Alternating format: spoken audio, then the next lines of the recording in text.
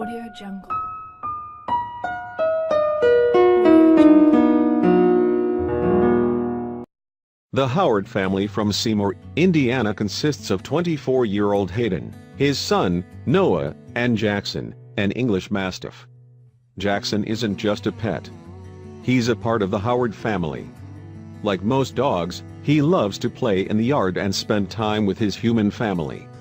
But one day, on April 2017, something unbelievable occurred to Hayden and Noah's beloved English Mastiff. Jackson had been roaming through the garden all weekend, but something caught Hayden's attention.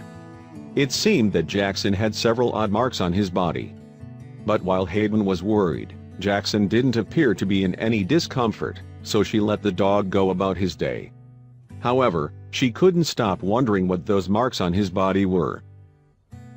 This wasn't the first time Hayden had seen marks like these on Jackson, and usually they were just bug bites, which is fairly common when a dog spends time outdoors. So, she decided to wait and see if the bug bites would go away on their own. But they didn't. In fact, they got worse, and it was worrying Hayden. What if those bug bites weren't really bug bites at all? Although Jackson didn't seem to be in any pain, Hayden was beginning to second-guess her theory that the marks were bug bite related. So, she pushed through his fur to get a closer look at the marks, and what she saw chilled her to the bone. Those raised bumps weren't bug bites at all. But she still didn't know what to make of them either. So, she was hoping the vet would tell her what those were. When Hayden arrived at the Seymour Animal Hospital, Dr. Steve Sunbury was happy to receive her and her dog Jackson. But when the doctor examined the dog's marks, he got very worried. It turns out that Hayden was right. Those marks weren't caused by any bug, but he didn't know what caused it for sure. Fortunately, he had some idea. But was he on the right track?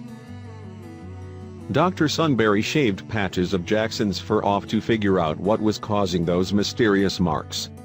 Sadly, this meant that Jackson ended up with a fur pattern that closely resembled a checkerboard.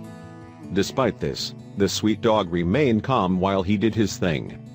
Then Dr. Sunbury made a discovery that was truly heartbreaking. Dr. Sunbury discovered that the marks were puncture wounds caused by BB projectiles and pellets. This shocked Hayden to the very core. Someone in the surrounding areas had aimed a BB gun at Jackson and fired. She immediately realized she had to find the culprit behind this animal cruelty.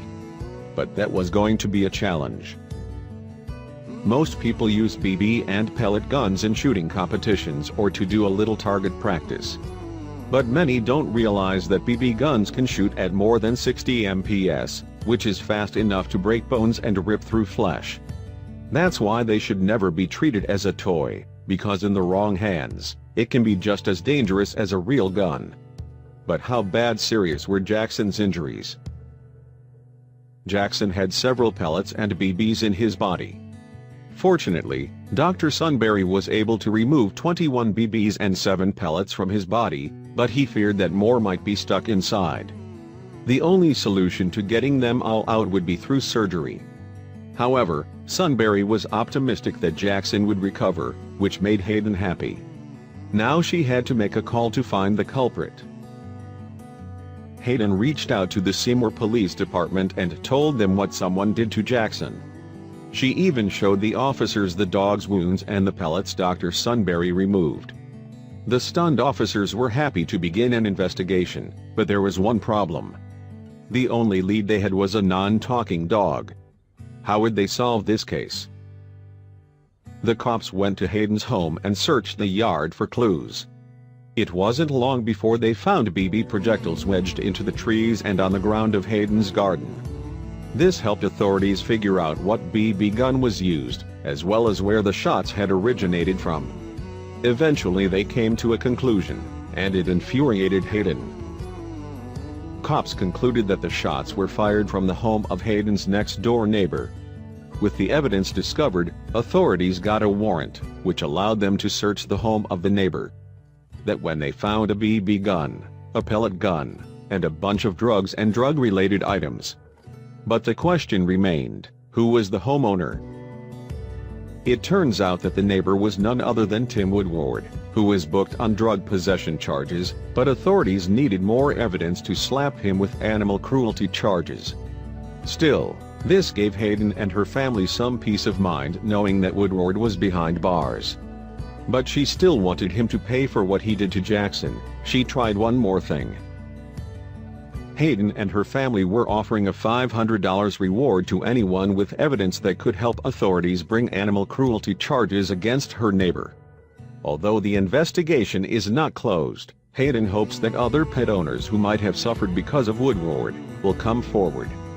She still can't believe anyone would Jackson, who was always docile and kind. So, how's Jackson recovery going?